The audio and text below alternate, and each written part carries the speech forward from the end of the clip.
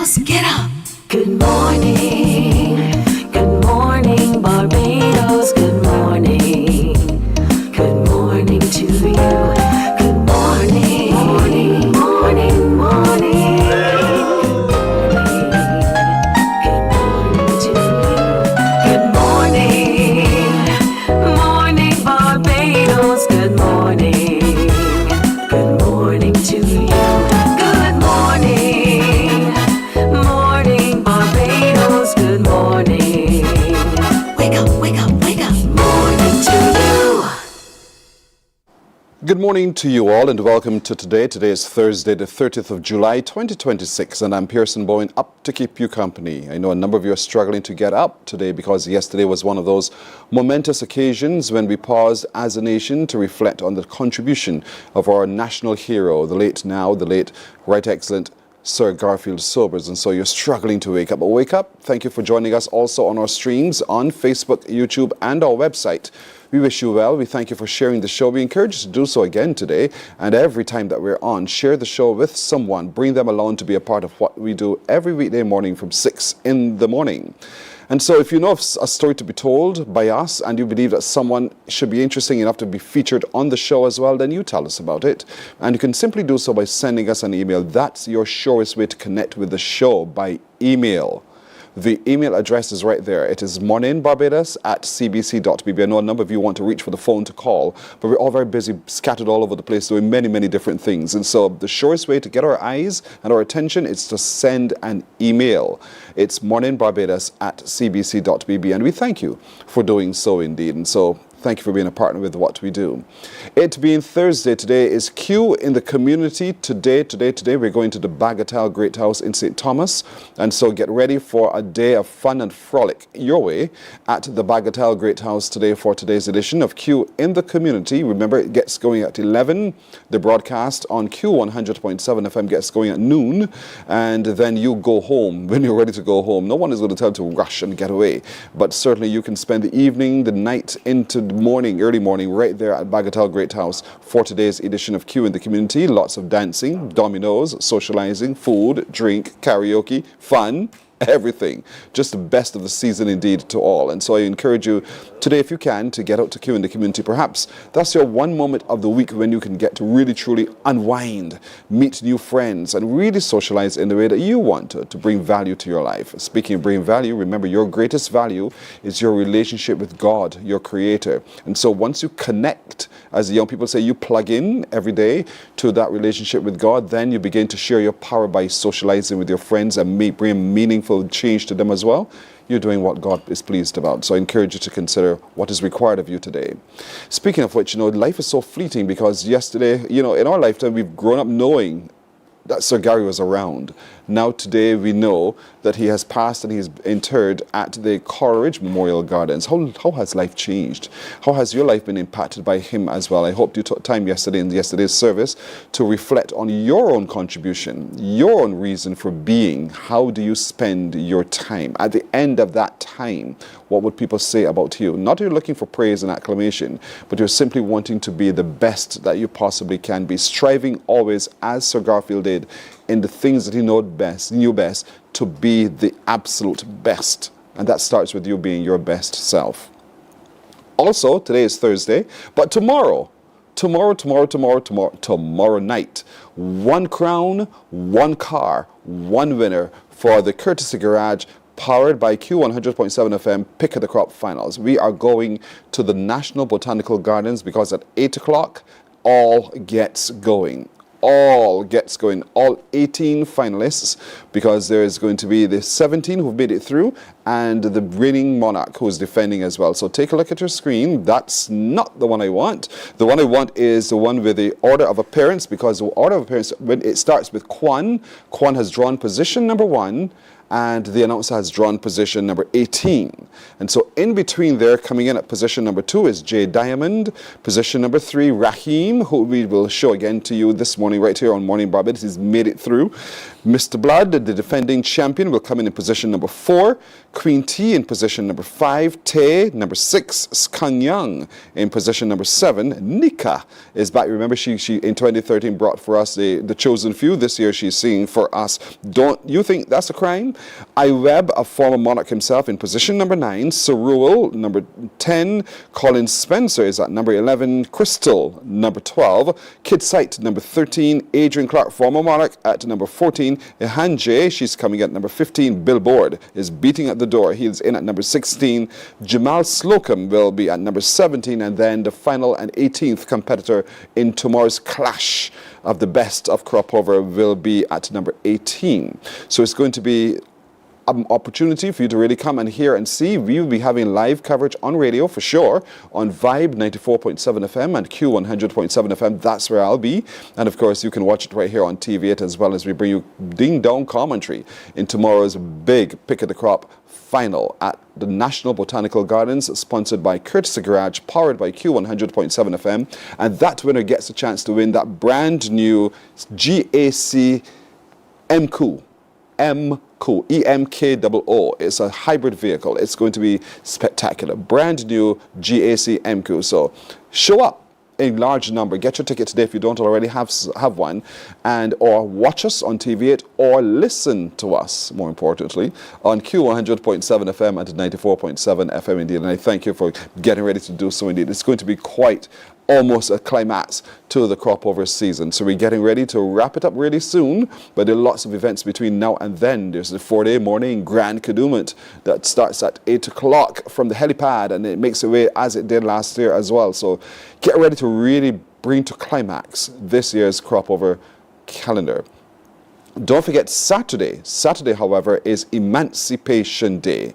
Emancipation Day, where it's a public holiday. We pause as a nation to reflect on where we've come from, our history. And so we encourage you to take that long walk. Come down to the Bussa statue, the statue, what we call the Emancipation statue as well. The village is right there, the Quilombo village. And so from all roads, all of the processions will climax right there, right outside the statue of the Right Excellent Bussa. So we want you, as much as possible, to wake up bright and early, because the procession starts very early as well. It's going to be spectacular.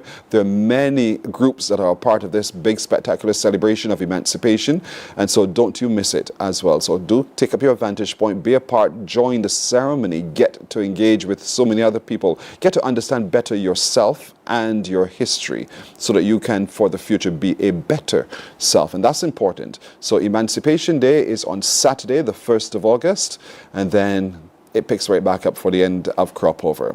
All right, coming up today on our show, this morning we'll meet the author of a fictional book, How to Kill Your Boss Legally. Listen to me, behave. I hear you all already. How to kill your boss legally. You know, and already they're pointing fingers at me and saying they're contemplating how can we learn from this book to deal with you. Behave with ourselves. And so, How to Kill Your Boss Legally. It's a book that in which the author says, you know, truth has a cost. Why? And what else can we read between those pages indeed? So we'll turn the pages with the author of the book, How to Kill Your Boss Legally. Her name is Sue Ellen Randolph. She'll join me in just a moment. We're in the season of crop over, also in the hurricane season. And so amidst all of this are power lines. And certainly with Grand Kadooment coming up, there are going to be big trucks on the road. But the Barbados Light and Power says to you, be careful. And so they'll join us this morning to tell us what to be mindful of as it relates to Grand Kadooment, and what is also important for us as we journey through this season of emancipation. We'll continue today to share the story with you of an autistic boy who has made his way, in spite of this on the autism spectrum, into secondary school. He's doing very, very well. He's quite verbal. And so we'll share with you yet again today the story of Zephaniah. And so he'll join us as we continue to share his educational journey so far, to show you what's possible when the support systems are put in place and you intervene as caregivers quite early. We meet some more of our swim team who are heading off to Trinidad and Tobago shortly to represent us at the 30th Goodwill Games, and so we can't wait to meet more of who will be there representing Team Barbados. And as I told you at the beginning of the show, he has made it into the final, a young man who I admire. His name is Raheem. He'll be performing at position number 3, but I want to reflect for just a moment on when he was last here with us, and we'll share that with you this morning right here on Mornin Barbados. 10.5 minutes after 6 o'clock, we'll take a break here. We're back in just a moment. Morning, morning, morning. Good morning. Good morning to you.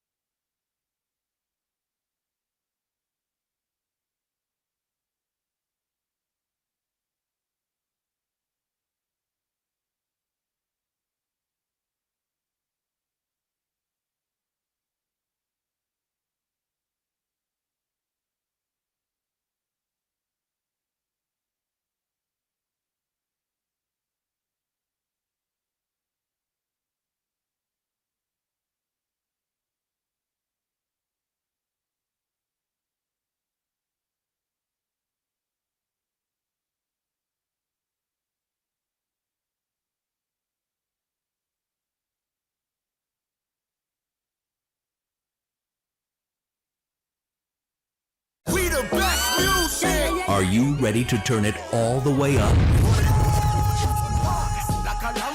We make you feel good. Your #1 party station. Non-stop hits and the latest trends in music, fashion, and everything lit. Hit us up on socials at 9.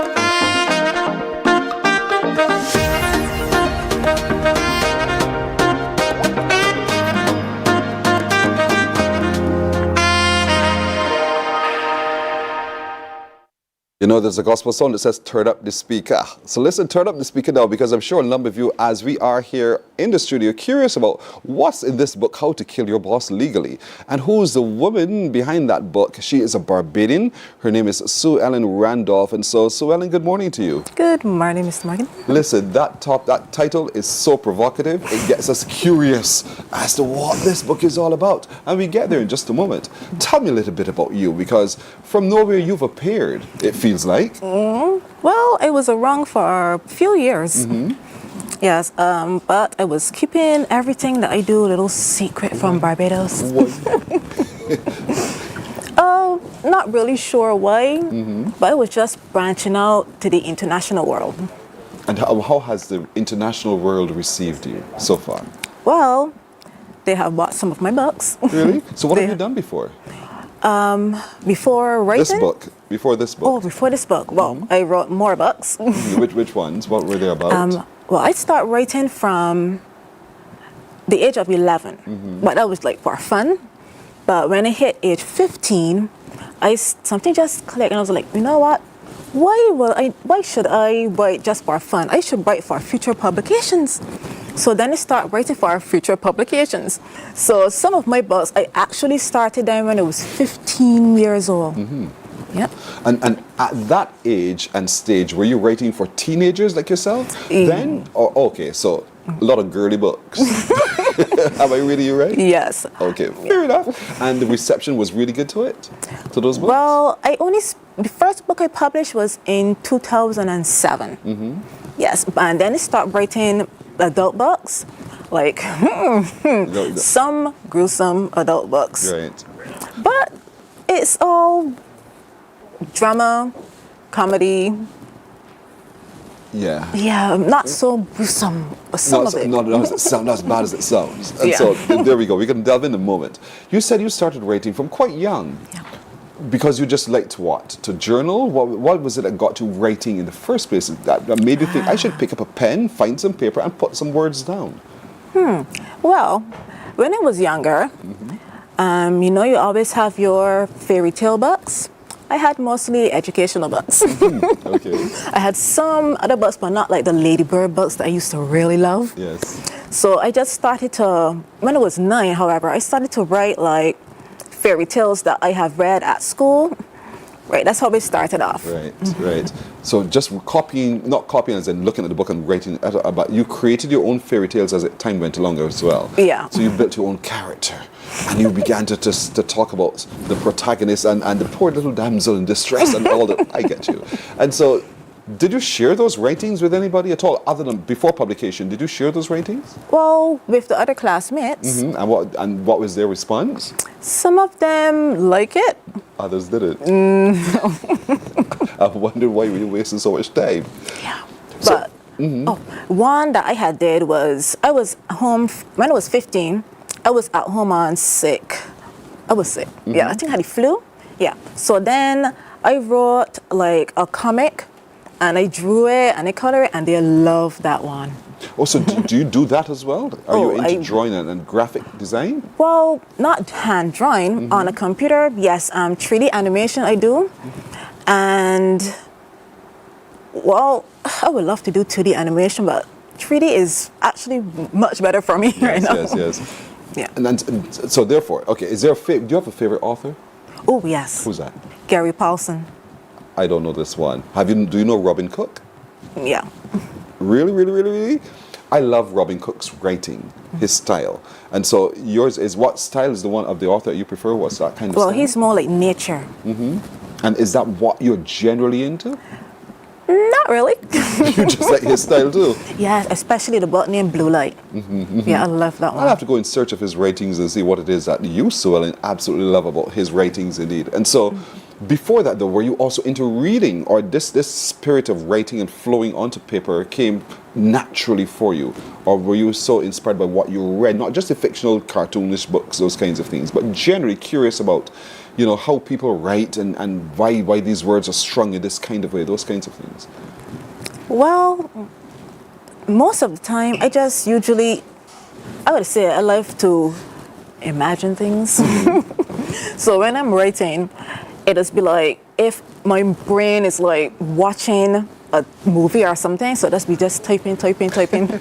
Sometimes I just plan ahead. Yes. But most of the time, I like to surprise myself when I'm writing. Like thoughts would just come like naturally. And wake you up, right? Yes. Just when you're trying to rest, something pops into your head and you think, I have to really deal with this character Yep. or so. But keeping characters true to character, one, and just making sure that the story flows to conclusion, because that book is not 2 pages, that is a book, a full book. And so talk to me about how much time you really have to dedicate to making sure the story runs true all the way through.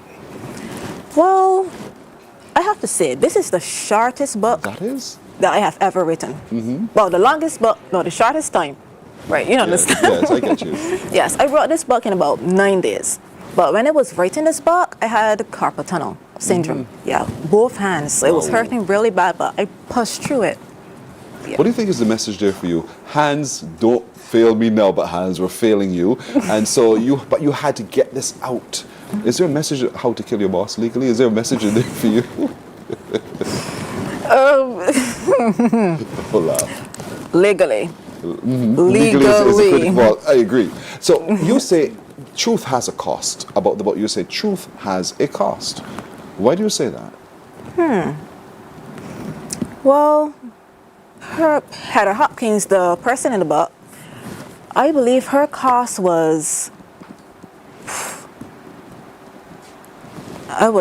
she was depressed though. A little depressed because she was just a normal clerk typist.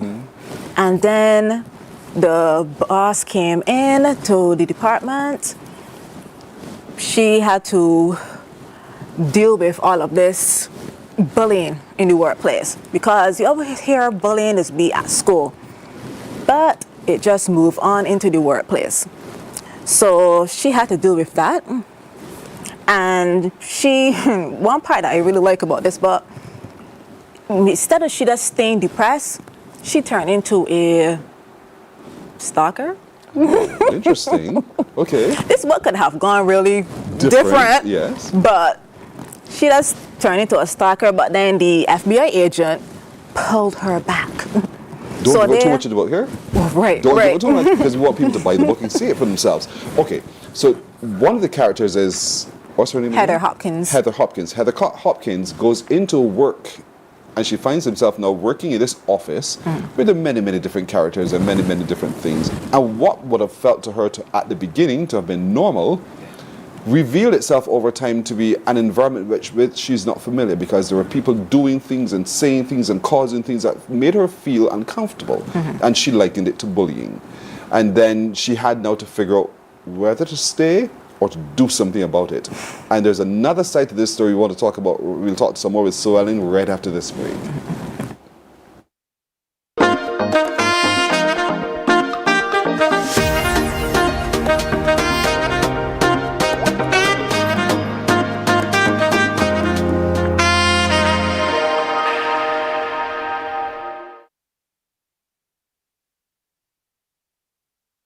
Are you ready to turn it all the way up? We make you feel good, your #1 party station. Non-stop hits and the latest trends in music, fashion, and everything lit. Hit us up on socials at 981 Barbados on IG and 98.1 The One on Facebook. This is your world, your playlist, your station. 98.1 The One.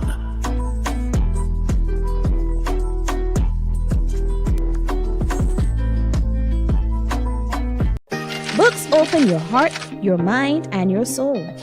They are educational, entertaining, inspiring, and motivating. Are you an author of a recent book you want to share? Then Mornin Barbados would love to feature your book.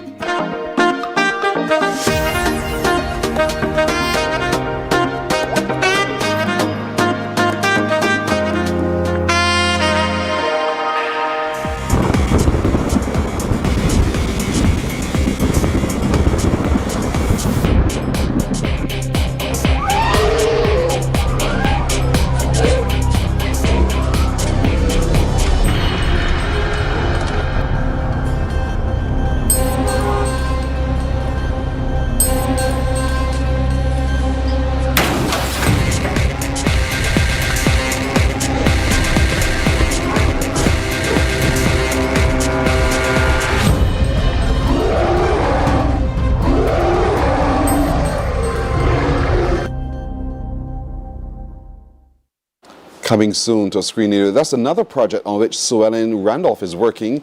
And so as I speak with her, I can hear the sounds of the pitter-patter of the raindrops on the tin roof. And it's a beautiful sound to behold. But the story we just left you right there was the story of this woman who has made it into work.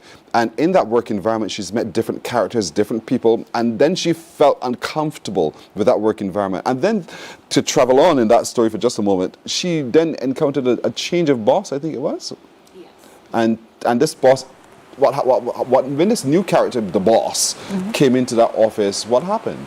Well, the boss, her name was Janice Gates, but 56 years old, and she was like it's called the director of the entire FBI for New York, or because Heather Hopkins, she worked in an FBI building in New York. Right. Yeah. Okay. And so new boss, FBI, and Right. had to decide what to do. Yeah. Whether to report this or not. But knowing that you're part of a group that generally band together. And so when one snitches, oh dear. So she's conscious of that reality, whether she should open up or keep her mouth shut. Because to speak the truth, there's a cost. We come right back to that one. And so the book is that kind of a thriller. Don't tell me the outcome. I could feel it already, but I don't know yet. And so when people buy this book, they can see the movement between those relationships and how then does the new boss respond to those situations. Because over time, I'm sure the new boss will pick it up herself. Am I reading right? Yep. I am reading you right. So this book is available how? Oh, it's available on Amazon.com in both paperback and ebook. Oh, nice. And Kindle Unlimited. So, okay. So you have it on Amazon, and so we can get in the version that we really want, whether it is online or we can read it as a soft copy or hard copy. And so how did you get to that, though, to publishing, and then to find yourself on Amazon? What's that process like for you? Okay, so for those who are interested in becoming an author, well, you could start off with writing a book, because you have to write a book no matter what. If you are working, find some time after work, but you really have to start writing. When you finish that, you can get an editor to edit the book, or you can use an online editor, or you could probably use ChatGPT as well.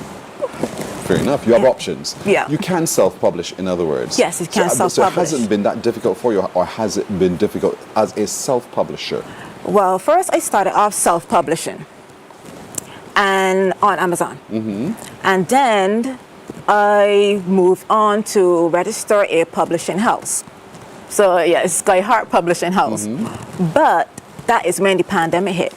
So I just only publish it through Skyheart Publishing House, only my books. Okay, Yeah, I for got now. you. For You're now. developing your own dynasty. Yes. And you're doing it very well. Well done, indeed. And not dynasty swelling. That was deliberate. And so here we are now. The book is called How to Kill Your Boss Legally. And so the character, the book, has to find a way to face her fears and realize, you know, this is becoming very clandestine. And if I'm not careful, how do I get myself out, or how do I solve this problem? But I have to take the legal route. And so the book shows us how her mind thinks, I suppose, to get to her destination. Oh.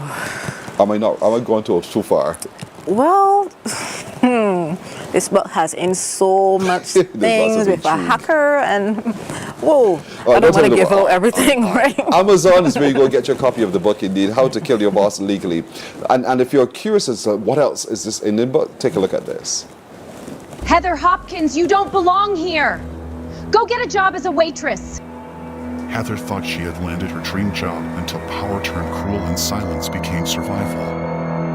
Behind polished offices and polite smiles, a quiet war begins against a boss who controls everything. As secrets surface and pressure mounts, loyalty, faith, and courage are pushed to the breaking point. What starts as endurance becomes resistance, and resistance becomes unity. When the system protects the powerful, the unheard must find another way to be seen. This is a story about workplace bullying, quiet bravery, and how justice can be won legally. Available now on Amazon, Kindle and Kindle Unlimited. That's you, girl. Well done, Sue Ellen Randolph. The other project, the other film project on which you're working on, let's turn our attention to that for just a moment. Talk to me about that and your abilities as a screenwriter and now a filmmaker. Yes. Oh, I love this new film that I'm doing. It is AI. I know some people don't like AI, but AI is so much cheaper. But it is kind of hard to work with AI right now because, when you tell AI to do a scene and you write down exactly what to do and it gives you something else over and over again. You got to work on it. And sometimes you just got to shout at it. And sometimes it just works, sometimes it don't. But this film, I don't want to give the name yet, but it's a sci-fi comedy. Okay. So the creature that you just saw is supposed to be half human, half monkey. And there are other creatures which are half human, half some other thing as well. But it's going to be really, really good and really funny. It's very gripping. And you wrote Yes, I wrote for the it script. as well. But did you write that script deliberately for film, or did you write that script to write a book, to produce in a book, and then you decided you were going to do a film instead? What was it? I wrote that as a film. But some of the books that I have done, like in film is Frost War of the Ashics, which I had done, and it had won a few awards at film festivals. The book to that is Frost Alien Wars. Yes, it's a 3-book series for children. Yes, that's 3D animation. Right. And so that's what you intend to do, write books and develop them into video as well. Smart girl. And so you've been writing since you were 11, or a little bit earlier indeed, and now here you are at the good old age of? A millennial age? And so you're building your dynasty, and the name of your business is, your publishing house is? Which one, the one you film mentioned. or the I'm not book? sure what you have, tell me. Oh, the book is Skyheart Publishing House. Skyheart? Publishing House, and the film is Pirate Shades Productions. All right. Yeah, Pirate Shades. But we could find you on social. It's very easy. Put in Yes. the name Sue Ellen Randolph. Sue Ellen Randolph, and you'll find her indeed. I want to thank you. I want to wish you well as well. Thank you. I hope that people get the book, the copy of the book called How to Kill Your Boss Legally. Legally is the critical point today. She's holding in her hand. That's what you'll find on Amazon, and then when you download it, you're good to go. You can buy the hard copy if you care to do so as well, or you can get it for your devices. So it's as simple as that. But turn the pages and get to read a little bit more about How to Kill Your Boss Legally. It's a thriller, and it grips you from word 1 to word last. And I want to encourage you to get it indeed very, very soon. Thank you so much for joining us today. Thank you. You're welcome. Morning Barbados is right back right after this.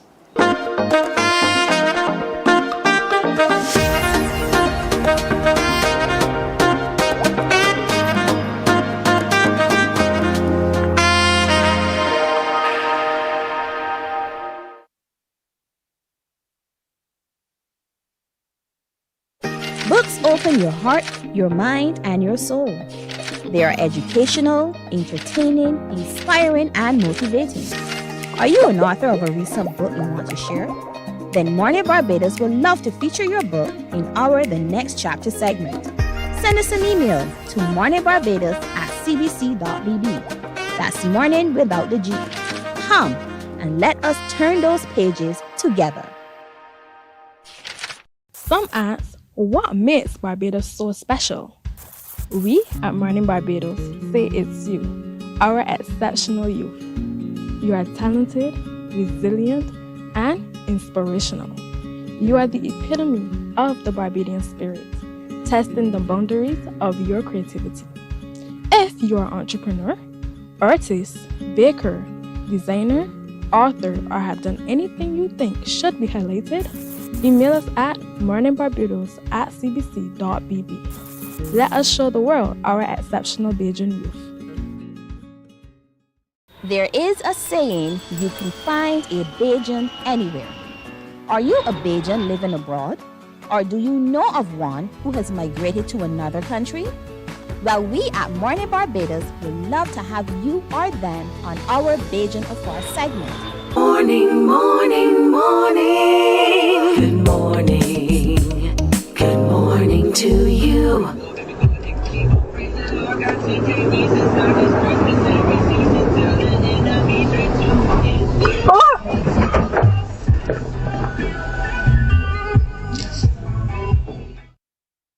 Remember seeing that video on social media, and I remember my heart leapt out because that's a role in which I travel. And I thought, had that happened to me, how would I have responded or reacted? And how did that happen in the first place? All those questions popped into my head. And so joining us this morning to get a greater understanding of why that happens and sometimes how to fix it when it happens, indeed, and what one should do, and particularly at this time when we are getting ready for the grand denouement with large vehicles on our roads, is the communications advisor, our good friend, very familiar face. You saw her yesterday, you're seeing her again today, Cassandra Crawford. Good morning. Cassandra. Good morning, Pearson. Morning, Barbados. Barbados. Good to see you. Always good to see you. Yes, and you've brought along with you today Victor Callender, who's your senior engineering manager and in the T&D operations, transmission and distribution operations. I thought it was training and development. No, you know. No. But there's always training and development going on. Always. Yeah. This is with the Barbados Light and Power. So, what's new? Well, something is always happening, but what we want to share today is not particularly a new message. It's something that we have been trying to educate on constantly, and that is that high-reaching vehicles ought to stick to the height standard, and certainly that people, if they should find themselves in a situation where lines happen to come down, don't go near them. Don't go touching them, because sometimes, for example, the situation you just saw there, we wouldn't have been able to capture that, but people apparently did get out of their vehicles and they were moving lines.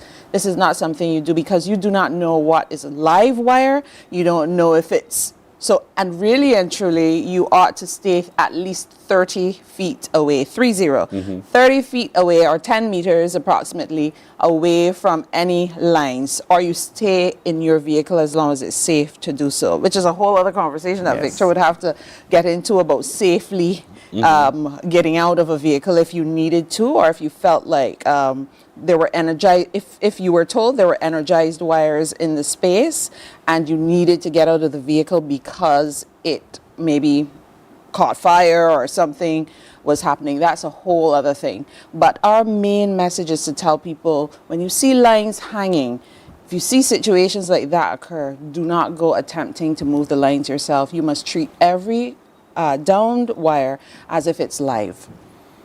I do. Yes, that's a smart thing, Pearson. I don't even want, even if it's on the ground, I don't even want to drive over it, because in the event, oh dear, and little fragile me, I'll fly to the high skies. I'm not ready for that yet. Yeah. But so we want you to see, when you see downed wires, folks, as you're watching, and you remember seeing this, everybody, you know, when you saw it, you thought to yourself, what would you do in a situation like this? Because you just want to move on. Would you just skirt it and go around? Would you just lift the wire and say, well, just hold it up unless I could drive through? What would you do? Our recommendation. Call 626-9000. Simple so. Yes. 626-9000. Call the police, but call 626-9000 because we are the ones who will be able to assess the safety of the situation. But Victor can definitely speak to the height requirements for high-reaching vehicles. And this is why they also have a speed that they're usually assigned, a requirement for how quickly they move, but there is a height requirement for lines and high-reaching vehicles. The height requirement for lines.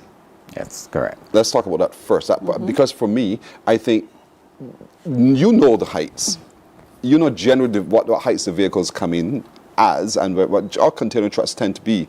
And then you have to mitigate against that as well by making sure your lanes are also protected and safe. So let's talk from their perspective. From that, what are the general heights and then how do they fit under it? Well, the MTW regulation is 16 feet. That is where the lowest line is supposed to be to the road surface, 16 feet. Most vehicles about 12 feet tall. People then put extensions on them. You might get a case whereby work might have been done. Someone hits a stair. Doesn't think it's any issue, but it shifts the post slightly. You get a slight belly in the cable. And for a truck man driving every day on the same road, so I don't have a problem. Doesn't notice the line is a little bit lower. Continues to drive, snags the line, everything goes. And we're back at square one problems. Back at square one. But sometimes we use our eyeballs. We say, I could get through. Yeah. And then we make that mistake. Yes. Now, what we normally advise people to do is if you have tall vehicles or you're transporting tall equipment, because some people do transport tall equipment, we always advise them to call us in order to do a run on the route beforehand. To assess it, to assess the any issues that you might come into. And then we try to put in factors to try to mitigate any issues that might happen. My first reaction often is, why on heaven's earth did you not check before you brought this vehicle right through here to create a problem for me now to get through? And that's what's supposed to happen. That's what we recommend. And Victor is one of our personnel who will deal with things like that. In fact, he is usually the man when it comes to crop over and having meetings with the NCF and masqueraders. Victor is usually one of those individuals who will walk or drive the route with the NCF to assess not only things above ground, above head, but certainly on the ground as well, to see if there are any stay wires or anything that could cause revelers a problem for safety as they move. So we try to assess for all-round safety, but as far as the high-reaching vehicles go, we also extend assistance to companies, any entities that have their fleets of high-reaching vehicles, so that we can help them, teach them, train them. That's where the T&D training comes in a sense. Train and develop that mentality where you are cognizant and conscious always of lines that you may be moving through. So if you know what route you're going, which is what Victor talked about just a few moments ago, then you understand what to expect and you can prepare, or you can map another route where you won't experience so many low wires or service wires. Yes. Does that what number can people call then? Because I planning my Kadooment route. I know my Kadooment truck. I want the biggest boom on the road, but I don't care because your wires should be out of my way. And I believe that I've met the requirements. And so, I don't know. So what should I do? Well, normally we can get you to call 626-9000. That's the emergency number, but there's also the customer services. Yes. Cassandra. That's 626-4300. 626-4300 if you have a customer care query, or 626-9000, which is our emergency number. That is the number you can call 24 hours a day, and if there is an issue, our personnel will respond to it. But Pearson, again, we want to reiterate the importance of people not trying to make contact with lines or casually making contact with lines. During Kadooment Day, traditionally we have seen people on the old route. I'm not certain how much of that may happen on the new route, but certainly the assessments were made. And, sometimes when decisions are taken, everybody doesn't understand, or they may frown at first. But along the old route, there were a lot of those lower hanging lines, and we would see people pushing with broomsticks. That's where it was coming to. And that's not good, because if it rains, also we would tend to get a little rain on Kadooment Day. but water can travel through, the wood can absorb the water, and that then becomes a conductor. So you don't want to take those risks, and we just want people to make sure that they are treating it seriously so as not to ruin their day. Don't touch it, in other words. Don't touch it. Keep away. Just call, get some guidance as to what routes best work for you. The Barbados Light and Power Company says they will test the route for you and advise you there. So always seek advice first. 626-9000 will be that number to call. 626-9000. Someone is asking, but knowing all of this and knowing that more and more bigger vehicles are coming into the island, why don't you all just raise the height? But that's by law. You have to act by Victor, law. I'll let you deal with that one. Yeah, why don't you all just raise the height or bury the lines? Some are buried. Right. Some are. A viewer asked that question. Right. So from the burying point of view, we always say it's about 10 times the cost to bury a line versus an overhead line. And also, when you get a fault on an underground cable, it takes us about 3 days to fix as compared to an overhead line, which we can fix it within a couple hours. And that's one of the issues you have to deal with all the time.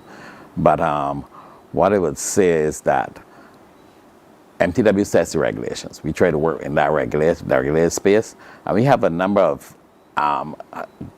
distances that we use on a pole. So we know we got a 40-foot pole, we know we got wires high top, which is high tension, then below that there's a certain distance, you must come below that. And these are standards that we use. We call the NESC standards, that's an international standards. So those distances have to be kept. So then it starts to come down. The challenge always comes is, as I said, is when utilities, and even us sometimes, we have issues where people might hit a pole, don't report it, the pole is shifted slightly, wires get low, all right? Or let's say services for a house. Sometimes the house is a little bit low, the government electrical regulation has to be a certain height above the road, you put on a piece attached to that piece comes off. Rain, piece comes off, the wire starts to hang low. Some people drive past it, they don't report it, so a truck comes along. Sometimes that small wire, that's a smaller wire. It's very hard for the truck guys to see. Right, to see it, yeah. So they can drive, and when they pull it, they don't even feel that wire. All right. So 626-9000. 626-9000. So those of you preparing to go on the road on Monday, have you done your route check yet? Have you had the advice from the Barbados Light and Power Company? Have you done so yet? 626-9000. Call today. And I know your team will be working around to make sure that, we have a happy crop over a safe one as well. And we cooperate with the NCF. That is part of our arrangement annually. And long before I was a part of the Light and Power family, that cooperation had been there from 4-day morning right through the entire crop over festival. So that does not change. Our service is there if they need it and when they need it. And this height also applies to those of you who tend to want to travel yourself, stand on top of. You figure, hey, the vehicle is safe, but then you want to be on top of that vehicle, and then, hey, I'll just push it up with my hand as I move out. Duck. Dangerous. Dangerous. Very dangerous. You make a good point, Pearson, because that's the other thing. A part of many of the high-end band experiences is the kind of a roof deck type experience. So you have to remember, don't play with that, because really, if you take chances with that, you're taking chances with your life. Electricity, it doesn't discriminate. And if there's anything, any live wire that you find yourself in contact with, it's looking to get to one place, and that's back to the ground. That's why we talk about grounding. It's looking to get, and it's going to go through you if it has to. It will go through you. And we don't want that. What other advice would you want to share, Victor, as we get ready for Kadooment, and certainly regarding the high reaching? What I would say is that, as you said, the persons that build these trucks know that there's a height restriction. Just remember that people also go on top of the truck. Right. If you've created a deck on top of your truck, just make sure that you're within that legal range. Still within the range. And at least 5 feet from any height of any person that might be in there, so that we have a safe crop over. Indeed. Thank you both. Are you jumping? Thank you both. You know the answer to that already. Cassandra Crawford, Communications Advisor, and Victor Callender, who is the Senior Engineering Manager, indeed reminding us to be safe this crop over. Let's have a festive crop over safely. Yes. It's important indeed. Thank you again. Thank you, our pleasure. You're welcome. We're back right after this. Morning, morning, morning. Good morning. Good morning to you. There is a saying, you can find a Bajan anywhere. Are you a Bajan living abroad? Or do you know of one who has migrated to another country? Well, we at Mornin Barbados would love to have you or them on our Bajan Afar segment. Share your amazing stories, experiences, and how you have adapted to a new culture. Send us an email to morninbarbados@cbc.vb. And together we will travel the world.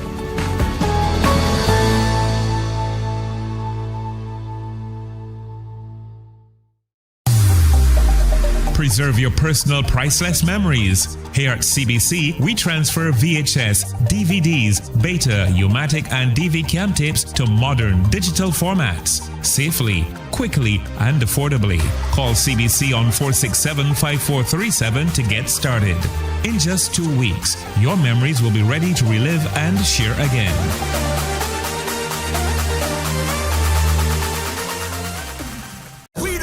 Morning, morning. Good morning. Good morning to you. I'm smiling because I am seeing happy faces. I am seeing children at sea. And I'm so happy about this because this young man here is a wonderful example of how when the right conditions are presented to them, what they can actually do. His name, as you just saw on your screen, is Zephaniah Burrows. Zephaniah, good morning. Good morning. Big boy at the LRZ Secondary School, right? Yep. How is it going so far? It's been going well so far. You just finished first form? Yeah. And you're going up to second? Mm-hmm. Congratulations. Yeah. When I first entered my exam, I was like really worried at the same time because you know you get that feeling of where you might lose, you might win. Yes. It's a 1-in-1. So I was really worried, but not too worried at the fact that I just felt like giving up at the same time. Yes. So for a month by now, I've been thinking if I've done good or bad. But then when I just came up to the state, when I just heard my name, I was like, oh my goodness gracious me! The success of you. And I'm so proud of you. I'm sure your mommy is also equally proud of you, right? Yeah, she is equally proud. But just to see the distance, Billboard Mural is with us as well. Just see Billboard, the distance he has traveled. Let's take me back to the beginning when he first came to your school. Oh boy. Yeah, talk to me a little bit about the student. Okay, so Zephaniah, first of all, Zephaniah was short and chubby, not tall and skinny, no. Yes. And he had some processing problems, some sensory issues. The speech was not altogether there, so he would get frustrated when he couldn't get out exactly what he wanted to say. And as I tell you, he was big and stocky. So imagine when the tantrums start and strong, Zephaniah. Yes. Yeah. Right? But in the correct environment, and then Mrs. Morrow, who was here last week, she's very good. We have a very nurturing environment, and we just helped Zephaniah to unleash what was in him. I know he's an extremely well-spoken guy. Zephaniah ended up being the head boy of our school, and you don't normally find those things with children on the spectrum, but sometimes, like, I don't even think Zephaniah might even remember that he on the spectrum. Zephaniah is just Zephaniah. Just be himself. Just be himself. And we do the same thing, help him to be himself. And he was always a very smart boy.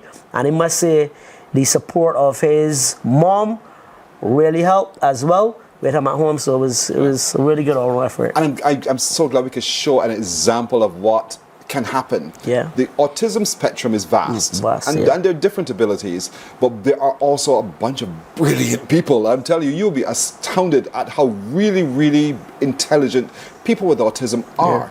And particularly those who then become verbal and more participatory, there's much more that they have to give. So what did you do with Zephaniah so that you created that space to unleash, well, as you said, everything within? And we saw then the brilliance of who he is. Well, if I tell you, it might take the whole day. You know, it might take the whole day. So what I can say is that anybody that wants to know, you can just come and register at lightbarbados.com and you can find us. Lightbarbados.com. Yeah, but L-I-T-E. we do a lot of sensory work, and there's a lot of repetition. They do a lot of learning through play. Everything is sensory, so you get to do things in a game, with a hop, with a skip, with a jump, with a video, with a play, something. So a lot of the times, the children think they're playing. Well, they are playing, but it is very structured from the teacher's side. And we do a 3-tier system where there's a whole group approach to the class, and then if all the children necessarily don't catch everything, then the teacher goes to a smaller group, and then you go to a pilot group with Miss Merle, which may be a one-on-one or a one-on-two. So it is a lot of extra help. And sometimes we do that, what we call interventions in the morning before school. Sometimes we do interventions in the afternoon after school. So we're always at it. But in the midst of it, building the child's confidence is what we are very, very, very, very big on. So then you get children like Zephaniah who are extremely confident, because as far as Zephaniah is concerned, first of all, he's the cutest boy in the entire world. Yes. And he's the smartest boy in the entire world. So we love it like that. Zephaniah, do you remember your primary school days? I like primary. So as much as I do, I really do actually. I like every Fridays. Trust me, it was like paradise. every Friday we just get a whole pizza. Whoa! I mean, like every Friday. Every Friday, and you look forward to Friday. Yep. Wow. And I always used to buy it all the time. Look, man, those pizzas, like, For no other day, you look forward to going to school on a Friday. But was school fun for you generally? Yeah, it was actually really fun. I actually met a lot of new friends, and one of my friends actually became a head girl, which is really surprising because I haven't seen any people being friends with a head girl or a head boy at the same time. That's the first time you had a head girlfriend.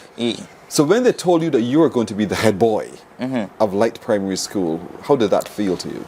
How did that feel to me?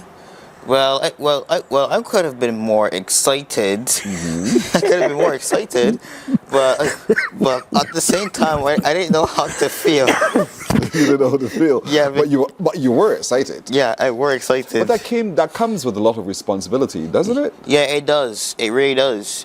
Being a head boy doesn't seem too bad. I mean, you could report stuff and all, like a policeman or whatever. What do you think you're really, really good at? What I'm really good at? I don't think, it's not that I'm not really good at anything. I think I'm just really good at everything in general. I think so too.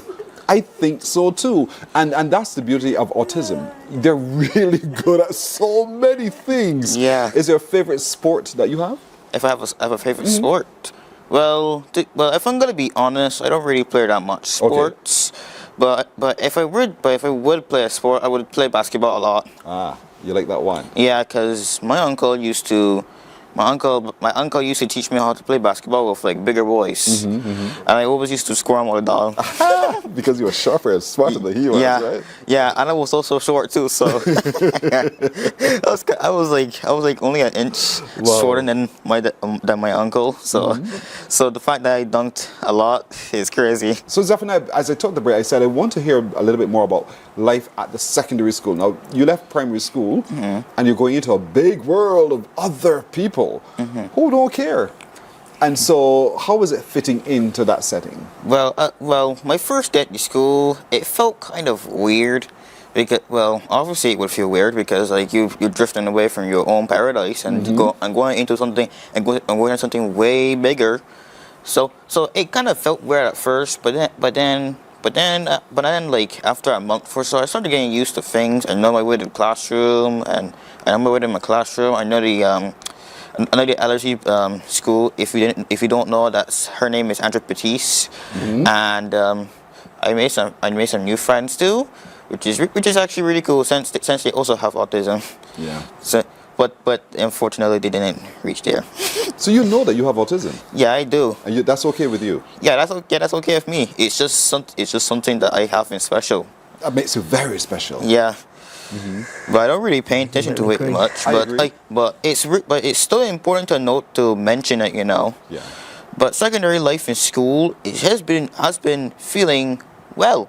It's been even though I could have still went to my primary school and just still got that that announcement or for my students too, especially since I'm a person who likes to speak and not speak at the same time. So, what is it you think about people with autism that us generally don't seem to understand? That don't understand autism? About autism. Mainly people don't. Take your time. Take your time. Well, I don't see it too much. If you don't know about autism, well, that's fine that's fine, but you don't have to take it too far, you know. That's right. You don't have to take it. Just see another human being who wants to be. And that's all we have to relate on. And so Kieran is saying, he's so charming, love his smile, proud of you, young man. That's one of our social media commenters. We're looking at you thinking you're real cute. Yeah.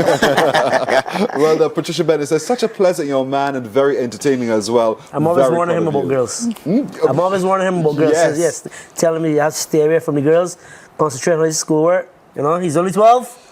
There's lots of time for that later. That's right. Marcia says, love listening to this young man. His voice so he has a really nice tone of voice as well. So there's a lot for you, my brother. So thank you, Marcia. Thanks, commenters as well. So Billboard, here it is now. You see, as an alum of your school, continue to excel, being recognized at his school as well for his excellence in academics.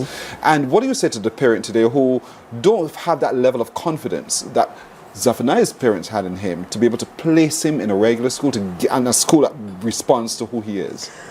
I would tell parents you have to do your research because you have to know your child. I don't think there's anything wrong with any school. You have to know where to place your child in which school because no matter the school, some child is there excelling and doing very well. So when you find that place, then even children on the spectrum or whatever the case may be, you have to have an open mind, do some research because we use the labels not to basically define some person, but just to let us know, okay, all right, this may be a challenge here, be mindful of this so that we can work through it. But because the spectrum is so vast, you do not know what to expect, but you have to believe in your child. You have to believe, and I must put this out there as believers. My wife and I, we're Christians. I'm a believer, and we put that out there. We do a lot of praying, and we just expect that, you know what, at some point in time, things gonna just come together, and they always do. We have never had a child that came to light that was nonverbal, that left without speaking. I must send you, I will personally send you Zephaniah's speech from graduation. Trust me, it will bring you to tears. It was excellent. One of the best speeches I've ever heard in my life. So Zephaniah is a very interesting boy because as much as he does not like to talk, he likes to talk so much. So I don't know. But we love Zephaniah. And the thing is, this is a year that Zephaniah has been gone, but we're still keeping in contact. His mom speaks to my wife regularly, speaks to me. So we're still au fait of what is happening. And what really warmed my heart was when I went to graduate. Now, he did not know that I was attending the speech there. He did not know that I would have been there. So all when he was getting his praises and I was videoing, he did not know until the end that we were there. And I look and, you know, everybody come and get their things and shit.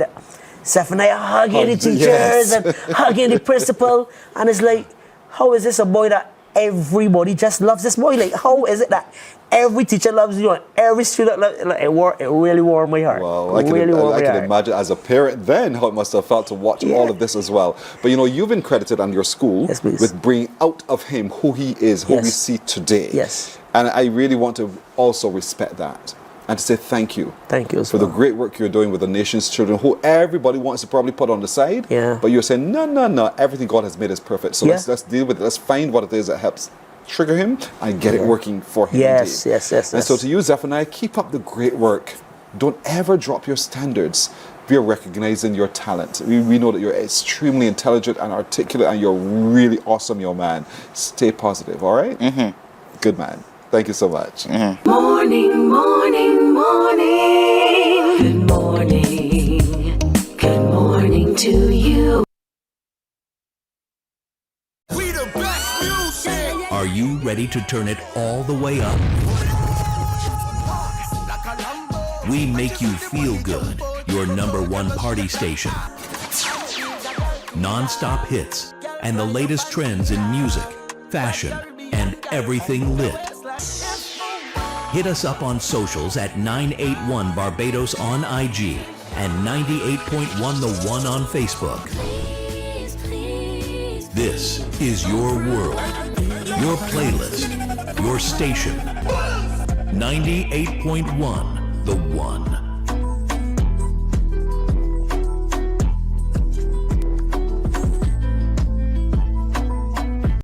Books open your heart, your mind, and your soul. They are educational, entertaining, inspiring, and motivating. Are you an author of a recent book you want to share? Then Mornin Barbados would love to feature your book in our The Next Chapter segment. Send us an email to morninbarbados@cbc.bb. That's Morning, morning, morning. Good morning. Good morning to you. In the news now, Barbados came to a virtual standstill yesterday as the nation bade final farewell to one of its most cherished sons, national hero, the Right Excellent Sir Garfield Sobers. Under overcast skies and in a mood of solemnity, thousands gathered for the state funeral at Kensington Oval for the man who represented Barbados all over the world. Deanza Roberts reports.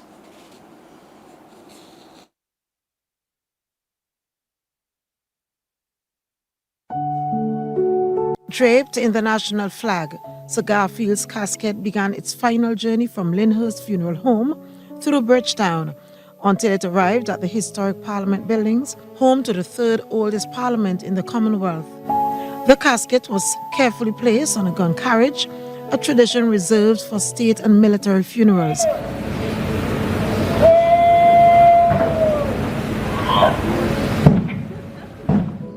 Before beginning its procession through the capital, escorted with full military honors of the combined forces of the Barbados Defence Force and the Barbados Police Service. Resplendent in their ceremonial uniforms, they provided a striking display of discipline and dignity as they led the solemn procession. Hundreds lined the route, some standing in silence, some applauded as the cortege passed. Businesses paused. Workers left their offices and families gathered to say a final thank you to the man who brought immense pride to Barbados and the cricketing world. The combined forces marched in slow time to the solemn strains of the Dead March from Handel Saul, a piece of music traditionally reserved for occasions of national mourning and state ceremonies. That's before changing to quick march, reflecting the pageantry of a state funeral. Every measure echoed the gravity of the celebration of his life. The streets were filled with quiet sadness, while a strong military presence underscored the significance of the occasion, the highest civic honor a grateful nation could bestow.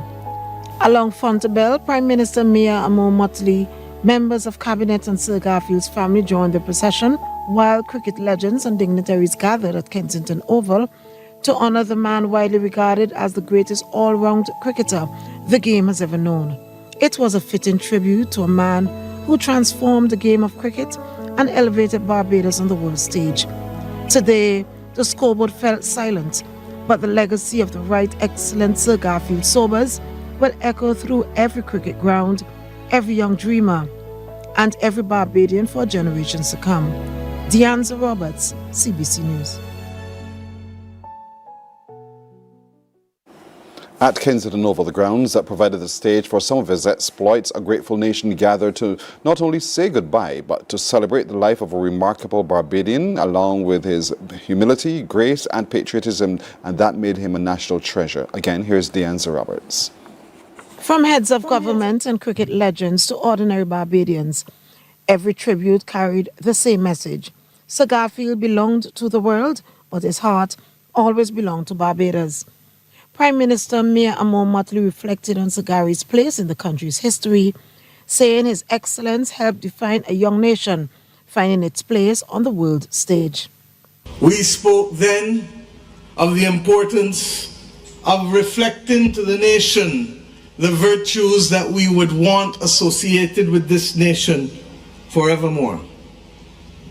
And most of them reflect sacrifice and struggle.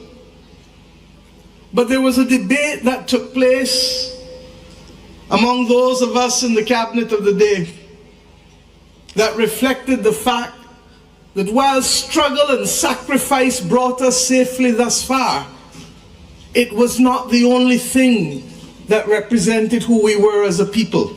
The Prime Minister also applauded the West Indies team for defeating Pakistan by 90 runs in the first test at the Brian Lara Cricket Academy, dedicating the emotional win to the late Barbadian legend Sir Garfield Sobers on what would have been his 90th birthday.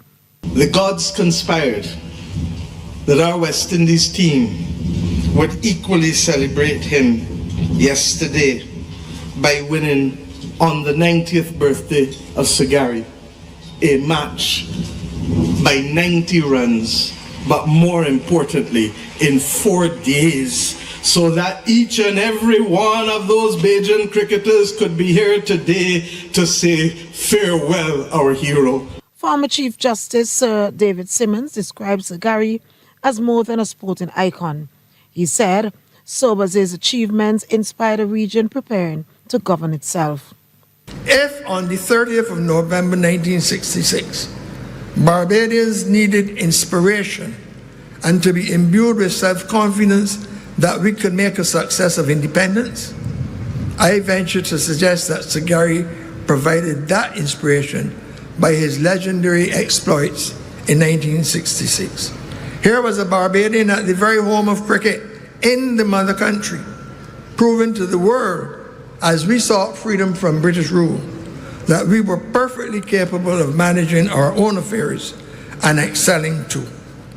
The spiritual reflection came from Anglican priest Guy Hewitt, who urged Barbadians to see Sir Gary not as a myth, but as proof that greatness comes through service, perseverance, and humility. So today, we all, Prime Minister pointed out, must give profound thanks for the life and legacy of Sir Gary, who remains not out in our hearts. Now, reunited with his beloved Jackie, may he rest well, you great yet humble servant of the people. As the service drew to a close, Kensington Oval rose in one final standing ovation, bidding farewell for the man whose cover drives thrilled millions and whose legacy will forever be woven into the story of Barbados. Well played, well lived, well loved. Go well, our hero. Go well, our beloved. We shall always love you. And then it was time for Sir Gary's final exit from Kensington Oval to his final resting place at Coral Ridge Memorial Gardens, on a route that allowed others to pay their final respects. As the convoy moved through Bridgetown and along the route to Coral Ridge Memorial Gardens, many stand quietly along the roadside. Some wave as the procession passes, while others hold up mobile phones to capture the moment. Members of the Barbados Defence Force and the police service led the procession. On arrival at Coral Ridge Memorial Gardens, the cortege is received by a ceremonial military escort. Members of the Barbados Defense Force and the police service led the procession. It's a solemn procession, much like Kensington Oval earlier, reflecting the profound respect and admiration the nation holds for a man whose immeasurable talent placed him at the pinnacle of cricket. A wreath-laying ceremony follows. Family, Prime Minister Mia Amon Motley and other dignitaries pay floral tribute to the national hero. As the Garfield Sobers is committed to his final resting place, military tradition once again takes center stage. Members of the BDF deliver a 19-gun salute, each echoing across the cemetery before fading, unlike Sagari's legacy, which continues to resonate throughout and beyond Barbados.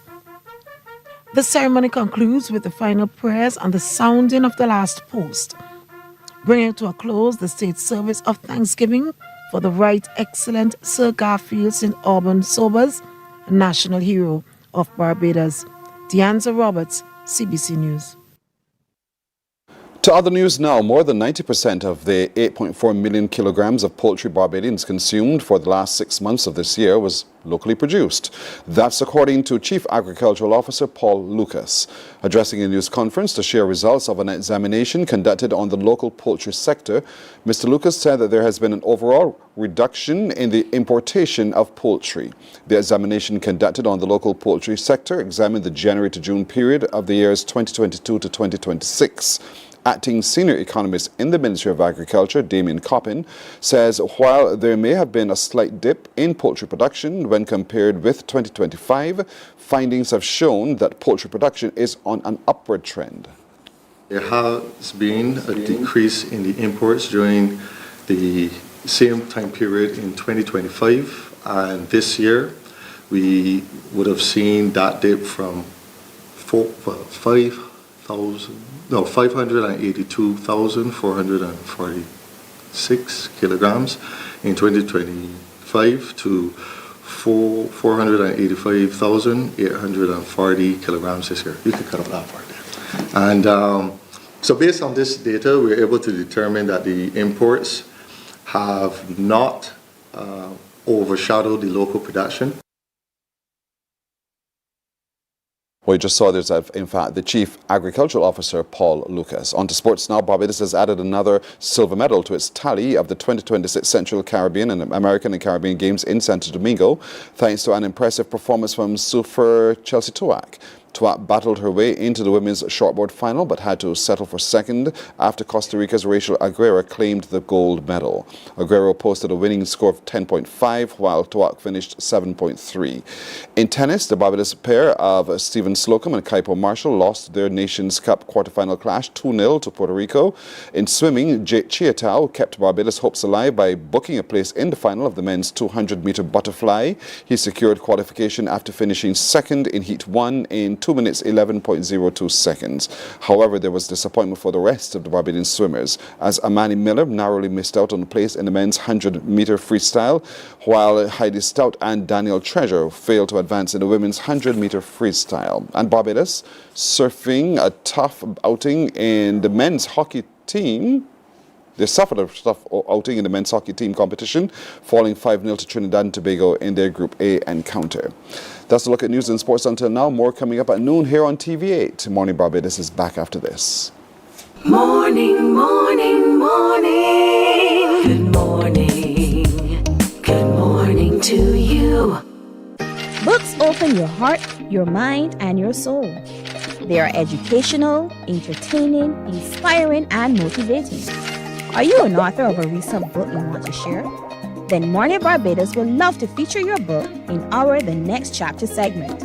Send us an email to morninbarbados@cbc.bb. That's morning without the G. Come and let us turn those pages together. Some ask, what makes Barbados so special? We at Mornin Barbados say it's you, our exceptional youth. You are talented, resilient, and inspirational. You are the epitome of the Barbadian spirit, testing the boundaries of your creativity. If you are an entrepreneur, artist, baker, designer, authored, or have done anything you think should be highlighted, email us at morninbarbados@cbc.bb. Let us show the world our exceptional Bajan youth. There is a saying, you can find a Bajan anywhere. Are you a Bajan living abroad? Or do you know of one who has migrated to another country? Well, we at Mornin Barbados would love to have you or them on our Bajan Afar segment. Share your amazing stories, experiences, and how you have adapted to a new culture. Send us an email to morninbarbados@cbc.bb, and together we will travel the world.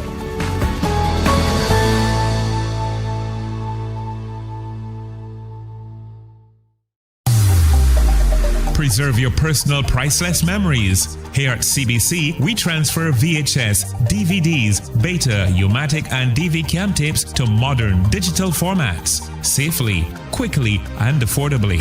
Call CBC on 467-5437 to get started. In just 2 weeks, your memories will be ready to relive and share again.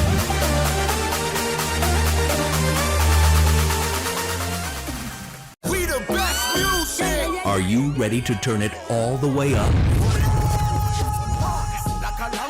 We make you feel good. Your #1 party station. Non-stop hits and the latest trends in music, fashion, and everything lit. Hit us up on socials at 981 Barbados on IG and 98.1 The One on Facebook. This is your world, your playlist, your station. 98.1 The One.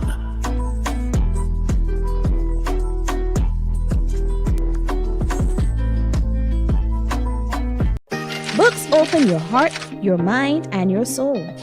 They are educational, entertaining, inspiring, and motivating.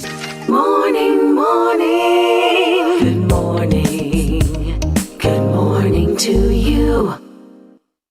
17 after 7 o'clock now. Team Barbados is preparing to go to the 30th Goodwill Swimming Championships in Trinidad and Tobago at the middle of August. And so as we get ready to say goodbye to July, we're continuing to give support to them indeed. And so we meet even more of them. And we're looking forward to exciting times and results coming from them as well, because they leave on the 13th. Competition starts on the 14th. They come back home soon after. And in coming back home, we want them to bring back all of the hardware they can gather indeed. But most of all, to do their absolute best. And that's good enough for all of us indeed.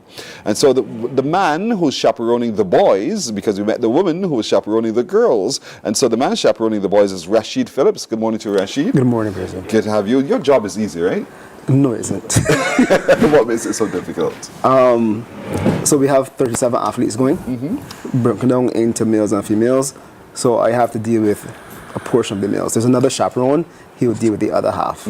So we have to basically safeguard, make sure that the children are fed, they aren't overly excited, they have their emotions in check, and we go there to do our best. Have you done this before? I have chaperoned, and last year I was the team manager. So it's easy? I'm comfortable and confident going forward. But that means you need to get to know each of them, don't you? For the most part, yeah. For the most part. Because my reaction might be different from someone else's reaction, and you assume my reaction is extreme, when really it's just my regular reaction. Well, being that we all compete at the Aquatic Center, and I'm a team manager of another club, so I get to know all the swimmers, I interact with them, and then we have most of them being on national teams before. So I know them, and they will come to me and divulge, like, okay, Uncle Rashi, I don't feel, I'm like, all right, cool, we got this covered. So part of your job also is to give them pep talks. Yeah. Wow, you have a heavy responsibility, but you seem to like it, and you do it well. Yes, please. Do you have any children who are going a part of this swim team? Yeah, Zaya Phillips, who was on Tuesday, that's my daughter. Ah, no doubt, no doubt. And so you naturally will be there. Yes, please. All right, to make some of the loudest noise. Ethan Greenwich is only 8 years old, and Ethan has made the Barbados team. Ethan, good morning to you. Good morning. How are you doing today? I'm good. Good. How's your vacation going? Great. What are you doing during your vacation? I've been training, and I also been going to camp. Mm-hmm. And that's it. So training, this is swim training, right? What is your pet event? My pet event? Is it one you love to do? To swim? Freestyle. Freestyle. What distance? That's 50 meters? 50. You have enough lung capacity to swim 50 meters? Yeah. This is a piece of cake for you, isn't it? Mm-hmm. And so how good are you at it, do you think? Quite good. Really? Impress me with your times. What's your time? I don't know at the moment. And it doesn't matter, you just like to win, right? Is this your first time now going off to the Goodwill Games? Yes, please. And how excited are you, really? Really excited. Really? Why do you say that? Because it's the first time I'm going to be able to go out somewhere with a team and be able to have fun. And to be able to have fun indeed, but to compete at the same time. Have you ever flown to Trinidad and Tobago before? No, please. First time visiting the country too? Yes, I'm please. sure you're looking forward to looking around and being excited about all that's happening around you as well, right? And yes, meeting new friends. Well, I'm looking forward to great things from you, Ethan. Good morning to you, Mr. Blake Graham. Yes, please. How are you doing? I'm doing well. Are you fit enough, you think? Yes. Because your time for your trip is almost here. Yes. And are you excited to travel? Yes, I'm excited to swim for Team Barbados and have fun. Mm-hmm. And is this your first time to the Goodwill Games? No, I went before in the 2024 edition. A couple years ago. Yes, please. And so you're 11 years old now, then you were 9 or Yes. thereabouts. So the older Blake says what to the now about who he is and how he's been able to perform. What do you think? I would say that young Blake would be proud of me, hopefully, and my advice to him would probably be to keep waking up early in the morning, even if you don't like it. That's your challenge, the waking up time. Yes. But you're going to have to wake up a little bit earlier now that you're going into competition, no doubt, because you can't sleep. Sleeping too long makes you tired, don't you find? Yes. There you go. So it's just to plan your time and to make sure that you get the best rest. How many events are you competing in? 6 individual events and 3 relay events. 9 events in total? Yes, please. Can you balance all of that? It's a short meet. I can. I would just need to have a lot of rest and the fluids to keep me active. And the fluids to Yes. keep you going. Okay, because basically you'll have like 30 minutes or so between events, roughly, Yes. right? How do you intend to use those 30 minutes to get adequate rest? So normally I would stretch out my legs, maybe use a massage gun, and just keep drinking something so I don't get dehydrated. Are you one of those who puts on headphones and just loses themselves in whatever's going I on? don't put on headphones, but I can get into the moment and zone myself out. You can? Yes. Well done. At 11 years old, you're quite in control. And what's your pet event? My pet event is 50 butterfly and 50 breaststroke, but I think I have a better time in the butterfly. You have a better time in the butterfly. Yes, yes. And so that's the one that you think that we should really zone in on to watch you? Because you think you'll do spectacularly? I would say the 50 breaststroke because the competitors in 50 breaststroke aren't as fast. So in the 50 breaststroke, I think that I have a better place. But in the butterfly, I will be among there too. Okay, but it's a bit more of a challenge. Yes. There, but in the breaststroke, you think you have this down pat. You can medal. Yes, please. And when you think you can medal, you're medaling what? Gold, silver, or bronze? Hopefully gold. And that's always what I should aim for. Mm-hmm.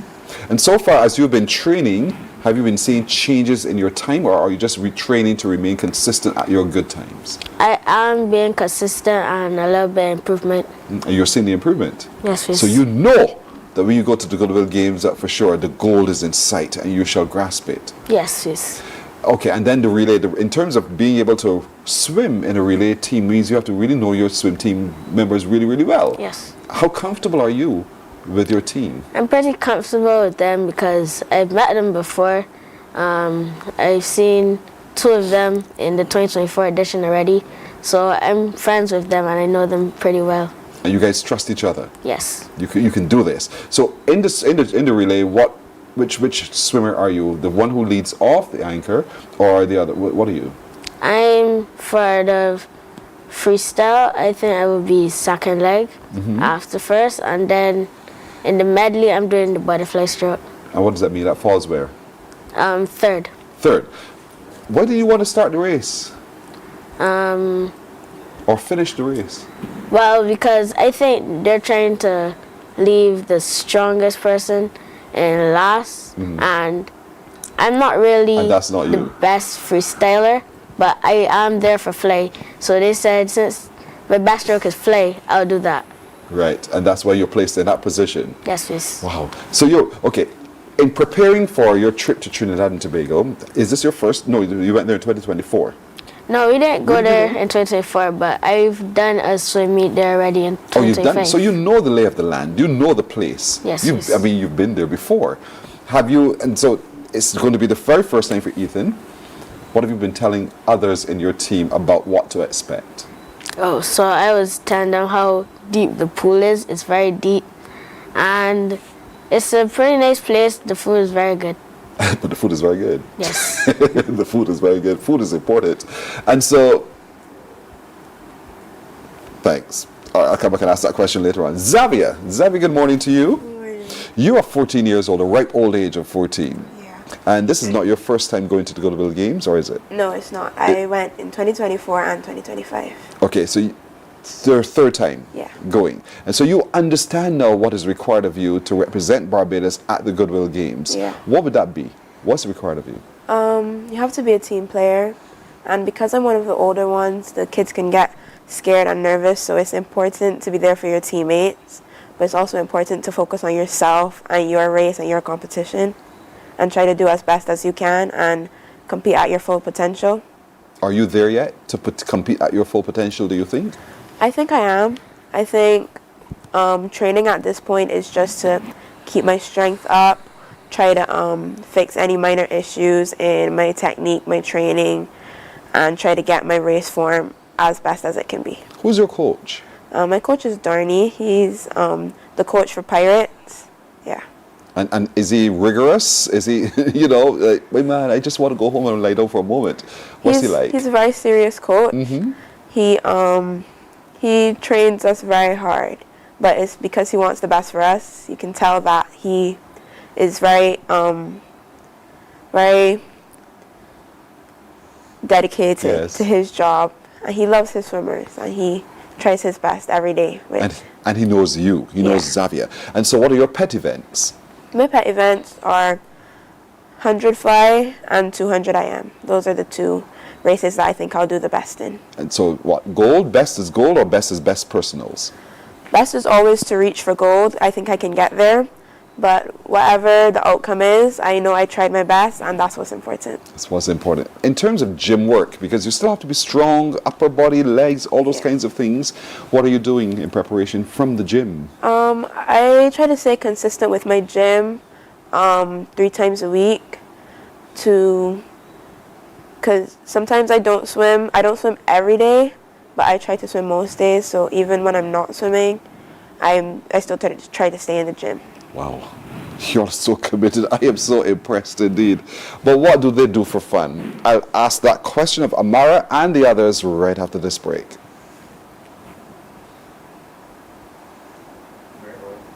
Morning, morning, morning. Good morning. Good morning to you. Books open your heart, your mind, and your soul. They are educational, entertaining, inspiring, and motivating. Are you an author of a recent book you want to share? Then Mornin Barbados would love to feature your book in our The Next Chapter segment. Send us an email to morninbarbados@cbc.bb. That's morning without the G. Come and let us turn those pages together. Some ask, what makes Barbados so special? We at Mornin Barbados say it's you, our exceptional youth. You are talented, resilient, and inspirational. You are the epitome of the Barbadian spirit, testing the boundaries of your creativity. If you are an entrepreneur, artist, baker, designer, author, or have done anything you think should be highlighted, email us at morninbarbados@cbc.bb. Let us show the world our exceptional Bajan youth. Good morning. Good morning to you. We're 7:30. We're talking to some of our young swimmers who are heading out to Trinidad and Tobago at mid-August to represent Barbados at the 30th staging of the Goodwill Swimming Championships. One of them is Amara Curtin. Amara, good morning to you. Good morning, sir. So what do you do for fun, Amara? Well, I like to watch TV. I like to sleep, you know. Just the typical teenagers things, right? And so with all of that, you still find time to swim. Yes. How much time do you dedicate in all of that to swimming? Well, I train 6 days a week. I train Tuesday mornings and Thursday mornings, and also on Saturday I train in the morning. Wow, all of that you do because you want to be the best. What are you looking forward to be able to do in the pool at this upcoming Goodwill Games? Well, I want to achieve my personal best, and I also want to give support to the other swimmers as well, you know. So. Because it's not your first time? No, it's not. How many years now? I think about 4 years now. Who's counting, right? And so you're accustomed to being there. You understand what competition is like. How much time do you spend psychologically getting your mind prepared before you leap into the pool? So before my race, I tend to go down to the Clark, of course. That's basically the area where you, I guess, show up for your event. You have to register. And I just kind of stretch, you know. Sometimes I pray because I get really nervous. I'm a very anxious person. So I just need time for myself. And I just zone out sometimes. I get you indeed. What do you think overall of Team Barbados, and not just Team Barbados in terms of its preparation, but what do you think we can expect as an outcome from the competition from Team Barbados? I just think that the athletes are training really hard. I feel like they're putting in their best effort, you know, and I just feel like you can expect us to do our best. And if that lands us winning the competition, yeah, I mean, but you can expect us all to do our best. You know. Well done. We can't expect more of you, Amara. Yeah. Well done indeed. And so, Rashid, here it is now. You go to chaperone. You take responsibility for the group, the boys. You have another one working with you. What assurance do you give to parents today? I want you to make them comfortable, those who cannot make the meet, to know that my children are in good hands. Firstly, we've all done the safeguarding course, which means that we are certified to take care of the children. Then the parents would know me because I'm always at the pool, always on the pool deck. And their children speak of me, they see children speaking to me, so they know, well, my child is comfortable with this gentleman, so I have nothing to worry about. So, in other words, mothers and fathers, uncles and aunts, nothing to worry about. They're going to go off there, they will be in the zone to do their absolute best for Barbados. And so we want to give you all our full support. We really want to wish each of you very, very well indeed. Little Ethan, Blake, Xavier, and Amara. There are only 4 of them today. We've met others before, but there's so many others. So 37 of our young people, along with their chaperones and managers and everybody else who's associated with the team, heading off to Trinidad and Tobago. They leave on the island on the 13th. The competition starts on the 14th. They wrap it all up around the 16th or thereabout, right? Yes, please. Right, and then they come home to glory. And so I would want that whatever they do, that you do show up in numbers at the Grantley Adams International Airport again to welcome them home, to say thank you for going out there to represent Barbados as your absolute best selves. I'm looking forward to wonderful results from each of you, and I wish you well in the meets, all right? Thank you. Thank you too for coming by. Thank you so much. We're back on Morning Barbados in a moment. Morning, morning, morning. Good morning. Good morning to you. Some ask, what makes Barbados so special? We at Mornin Barbados say it's you, our exceptional youth. You are talented, resilient, and inspirational. You are the epitome of the Barbadian spirit, testing the boundaries of your creativity. If you are an entrepreneur, artist, baker, designer, author, or have done anything you think should be highlighted, email us at morninbarbados@cbc.bb. Let us show the world our exceptional Bajan youth. There is a saying, you can find a Bajan anywhere. Are you a Bajan living abroad? Or do you know of one who has migrated to another country? Well, we at Mornin Barbados would love to have you or them on our Bajan Afar segment. Share your amazing stories, experiences, and how you have adapted to a new culture. Send us an email to morninbarbados@cbc.vb, and together we will travel the world.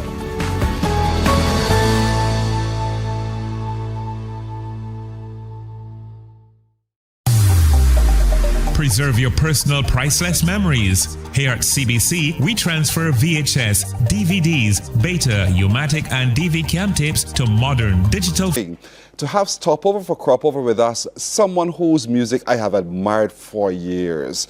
Raheem is with me. Raheem, good morning. Shake the hand, my brother. Good morning. Good to nice see to you. Be here. Thank you. Listen to me. My time on radio has been about you and your music. You know that, right? Please, I've heard that. I Yes, have been please. seeing the bus driver forever. Ever. Yes, please. That I is really appreciate that too as well. You're welcome, buddy. You're welcome. That is such a powerful song. Yes, please. It's catchy. You can drive it. I can drive it. No problem. No problem. Pick up the bus fare. That easy. But a passenger on the prison bus? Never No, for that me. is not for me. Never for me.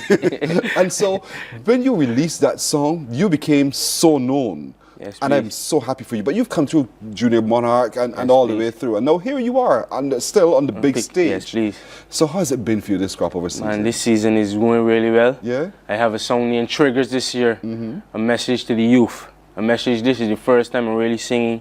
And the message that I'm saying is something I really want to see. Everywhere they sing, I'm really feeling. Yeah. I'm really fed up of the endless shootings. And majority is the young men just like me.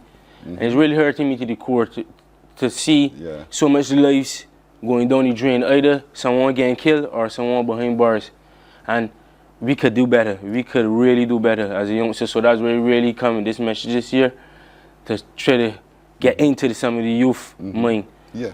Change their mindsets. And so you're always about positive message Yes, to young please. people. And Yes, I like please. that about you. I like the fact that you are so responsible in being able to tackle these kinds of topics to empower young men to do better. Yes, we please. can do better. We can. And so Trigger is the name of this song. Yes, By the way, please. let me tell you, everybody thought I had quit this job to take up prison bus driving. You know, I am so serious. I met a woman in the car park. She says, I am so glad to see you. You working with the prison service now? I said, no, why? Because my husband said, I don't know what's happened to Pearson. He done that job. He got to drive a prison bus.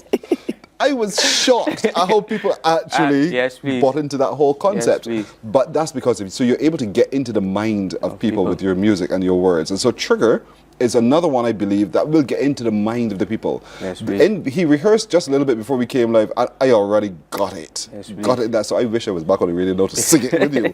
So talk to me, what is Trigger about? Triggers is like, I'm speaking about the triggers that goes on in the youngster's mind that making them run to the trigger itself. So I'm trying to find out, I want to end all triggers. The triggers, because you know, simple things like what people say to you just trigger you off, get you angry, and make you things that happened in the past.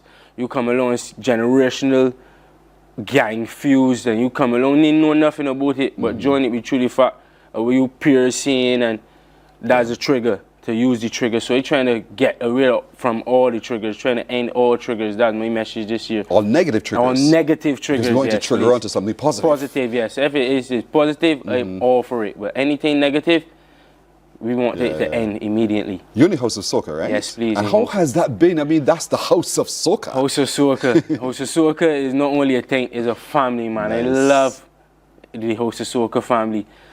They're always willing to help with anything possible. Kids like the stalwarts, the younger ones, everyone is pitching, give a helping hand.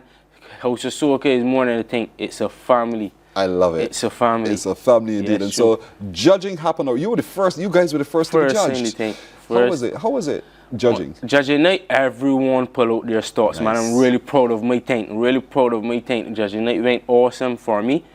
And we're just hoping that we get the majority for the finals. Yes. That's just what we're praying for right now. I truly hope that you get in. I pray to get into Because as well. I really want to see you. I'm all like God is Spirit, you know, on the 31st. I'm going to be there at Kensington Oval. I'm hoping to and be there I as want well. to be able to say on the radio, Raheem. Yes, please. Because yes, you know I'm please. going to make a lot of noise about you. I know that I for really, sure. truly respect your talent and your craft. Thank As you a very young much. man, I've watched how you've developed and changed, and your art on your craft on the stage. Yes, You're please. he can dance, Yes, and he please. knows how to entertain you as well. And so, with a powerful song like Triggers, I know it's going to be.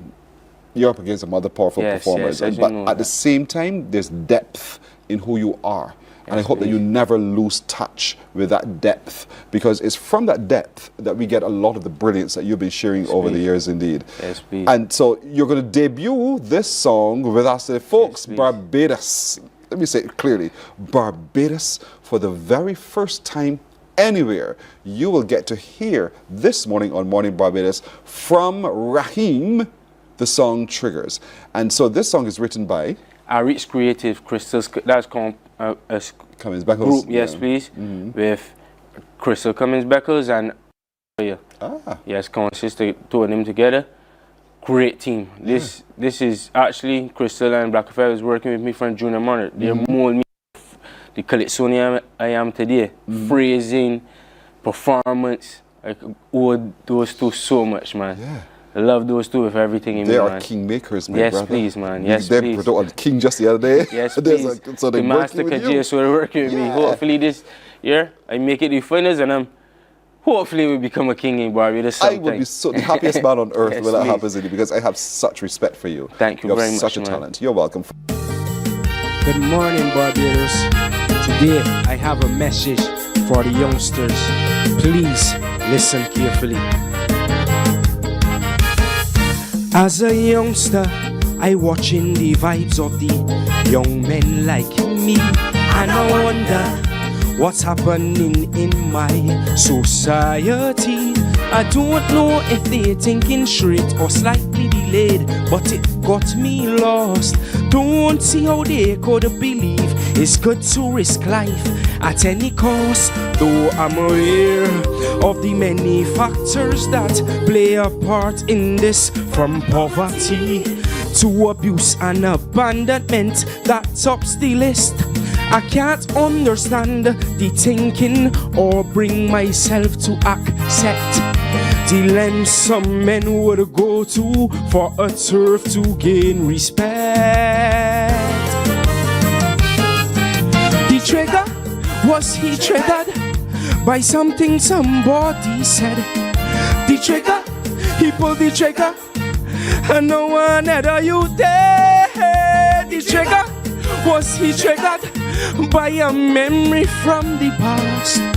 The trigger, he pulled the trigger, no hesitation, he squeezed it fast. No, no, no, no, no more triggers in this land. Your life has value, young man. No more triggers in this land. Cowardly acts don't make you a man. No more triggers in this land. No, no, no, no more triggers in this land. No.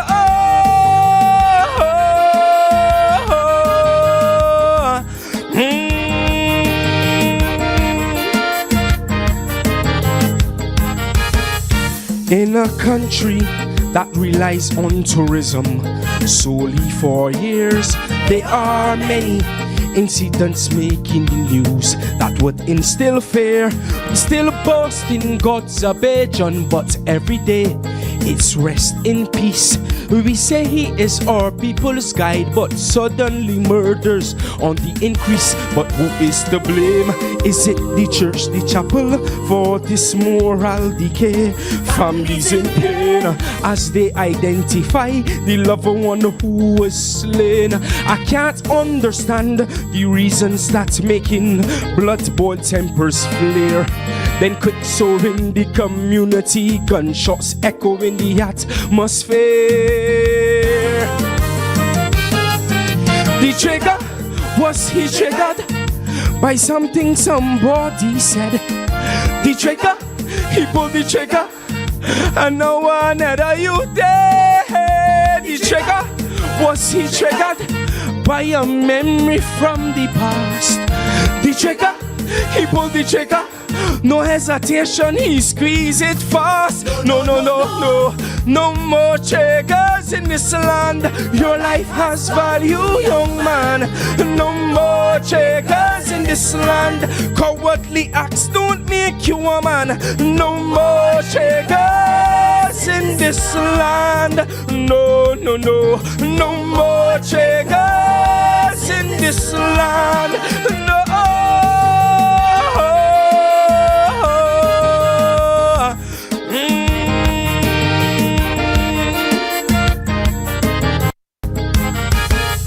The peace program, an initiative to stop violence and crime by the government who understood citizens need peace of mind, but some stubborn and still ignored the call and walk with a piece in their hand.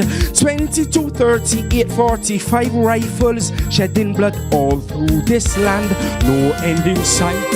So some people calling for stiffer penalties, but how would we change the gang culture and the youth stiff mentality? Some say demon possession make they possess the firearms and the drugs, but while you're pointing fingers, we breeding and raising more thugs. The trigger, was he triggered by something somebody said? The trigger, he pulled the trigger, and no one ever you dead. The trigger, was he triggered by a memory from the past? The trigger, he pulled the trigger, no hesitation, he squeezed it fast. No, no, no, no. No more triggers in this land. Your life has value, young man. No more triggers in this land. Cowardly acts don't make you a man. No more triggers in this land. No, no, no. No more triggers in this land. No.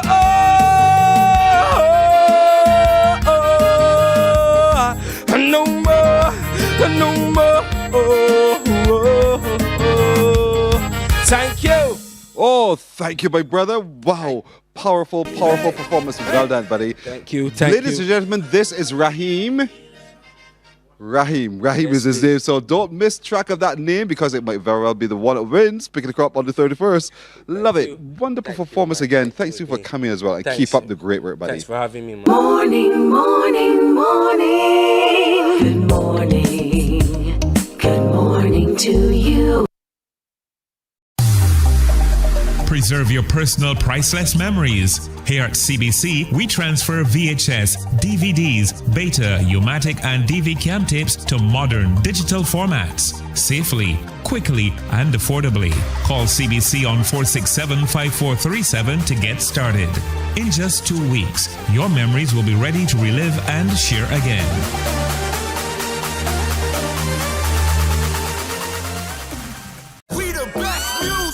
Are you ready to turn it all the way up?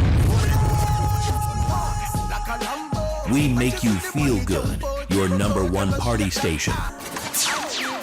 Non-stop hits and the latest trends in music, fashion, and everything lit. Hit us up on socials at 981 Barbados on IG and 98.1 The One on Facebook. This is your world, your playlist, your station. Morning, morning, morning. Good morning. Good morning to you. We want at this time to reflect on some of the contributions made yesterday during the service of Thanksgiving for the Right Excellent Sir Garfield Sobers. Many people spoke. One of those who caught the attention of Barbadians and the world is former captain of the West Indies team, Brian Lara. He delivered a powerful enough speech. We thought you should hear it yet again. Take a listen. Barbados. Today we lost a legend and an icon, the Right Excellent Sir Garfield Sobers. The greatest cricketer this world has ever seen. And at 21, he became the youngest cricketer to hold the whole record for the highest individual score in Test cricket. A record that stood for 36 years. inspiring all of us, including me. I played cricket with my brother in the cemetery. I bust my shins. Barbados loves you. Eternally, Sagari. Rihanna. Barbados living legend. Over the last few days, I struggled with what I would say today. But now I'm here, I realize something.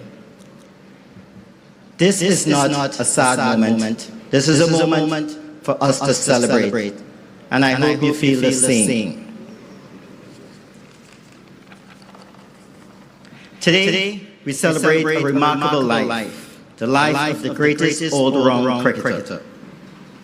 I'm looking at this beautiful oval with the blue and yellow seats, the Barbados colors, the magnificent Garfield Sobers Pavilion, the media center behind me, and of course this beautiful structure. And a lot of people represented around the world right here in front of me and also on the television. I believe we truly have a life to celebrate. As I was crossing the road, an old gentleman said to me, "Mr. Lara, I heard you speaking. Tell them I'm an all-rounder too. I can't bat, I can't bowl, and I can't field." But today, we pay tribute to the man who could have done it all. A life unlike any other. But more importantly, we celebrate a man who gave much of himself to his family, to Barbados, to the West Indies, and to all of us who had the privilege of knowing him. For me, Sagari was not just a West Indian sporting hero, whose records inspired me and millions of sportsmen and sportswomen. He became a personal mentor, a friend, and someone whose belief in me shaped my own journey. I was fortunate enough to break one of his records, but that's where the similarities ended. He was so much more. A lot of the disciplines that make up the game of cricket, that 99% of us cricketers did not consider it part of our DNA. Garfield Sobers did it with ease and grace. No one did it better. A few stories. The first time I met Garfield Sobers, it was at the school's tournament, branded by his name. And he got a message from Charlie and Brian Davis that a young man was coming to Barbados and he should have a look at him. He came and he met the team, and I looked at him, shook his hand, and I said, "Sir Sobers, are you the real Sir Sobers?" And he said yes. I left, I strapped up my pads, and I was praying that day I was the only batter that he was actually going to see. When I got back to Trinidad, I told my dad that I met Sir Garfield Sobers, and he said to me, "What was he like?" I said, "Dad, he liked my batting. He really liked my batting." A few years later, Sir Garfield Sobers stormed into the dressing room at the Sydney Cricket Ground, and Rohan Kanai, our coach, said, "Sir Garfield is here to see you," and I was in the shower. And before I could get out of the shower, Sir Garfield was in front of me, and he was berating me, he's telling me, "What is wrong with you? I thought this man came to congratulate me on my 277. He said, "Young man, there was nothing in the game you could not have won. You cannot throw away opportunities like that." And I understood him. 14, 15 months later, that unique walk of Sir Garfield Sobers entering the field in Antigua was something very, very special to me. To have the man that was my mentor, the man that believed in me, to be there was something very special. That hug, you guys don't understand that hug. It felt like if he was silently telling himself, "My son did it. My son did it." Sir Garfield Sobers was not only there for my good times, he was there also for the darker periods. And I remember once in Jamaica, I called him and I asked, about a few things about my batting, and he listened for a couple of minutes, and he said to me, "I'll be on a plane tomorrow, I'll come to Jamaica to see you." A day later, Sir Garfield walked on to the Kensington Cricket Club in Jamaica, stood behind the nets, and started watching me bat. I missed a couple balls, hit a couple balls, and he looked at me and he said, "Young man, you're not looking at the ball." Well, I mean, you can tell a batter that he's not moving his feet, or you know, he's leaning over too much on the offside, but to tell a batter that he's not looking at the ball is a kind of difficult one to take. So I went back and I patted my bat a little harder, more determined now, when Courtney Walsh came in and pulled the ball just a little fraction outside off stump, and I crashed it through cover. And he said, "Good shot, but you're still not looking at the ball. That should have gone through mid-off." He called me closer and he said, "Who is at the top of the map?" I said, "Ambrose." He said, "What he has in his hand?" I said, "A ball. Color? Red." He said, "Go back and bat. Don't take that ball out of your eyesight. From the top of his run, right till you get there." Ambrose delivered a short one, and I got back, and with so much time, I pulled that ball through mid-wicket. And only then I realized that I was only picking up the ball after it was delivered. The genius fixed me again.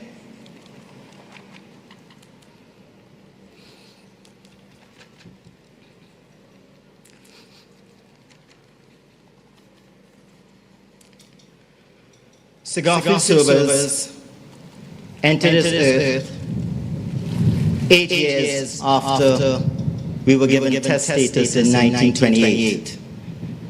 He would have only read about Carl Loons, Sir Larry Constantine, even Sir George Headley.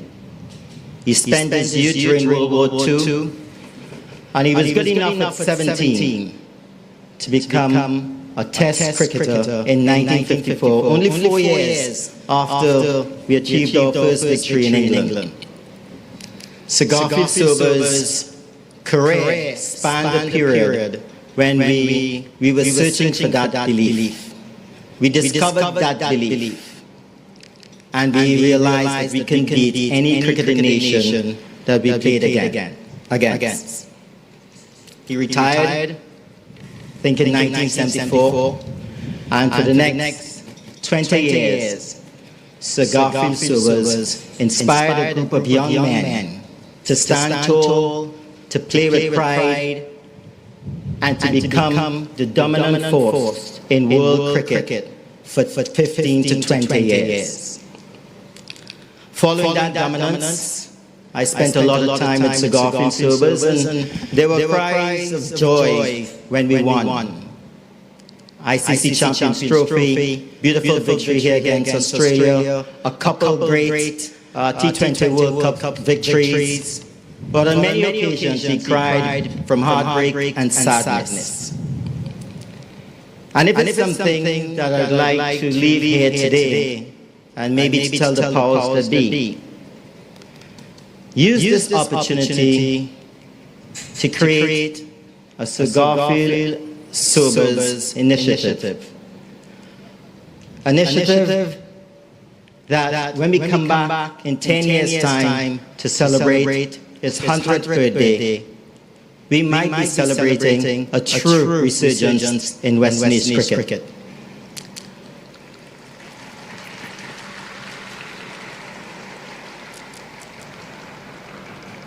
First time I met you, you were Sir Sobers. Sir Sobers, rest in peace, my mentor, my dad, my friend. Thank you very much. A very powerful, thought-provoking, emotional delivery of a speech, well done by Brian Lara, cricket legend, former captain of the West Indies cricket team, one of those who yesterday stood tall, stood on the stage and remembered his friend, his father. And so Barbados continues to remember and reflect on the contribution given to Barbados and to the world by the Right Excellent Sir Garfield Sobers, national hero. And so as we reflect, we are called upon to take from that reflection the powerful messages to propel us forward to be our best selves anywhere, every time. And that brings our show to the end today. our little crew joins me in saying to all of you, have a terrific Thursday. Be the will of the Lord. We'll see you tomorrow. Bye-bye. Wake up, wake up, wake up, wake up. Barbados, get up. Good morning.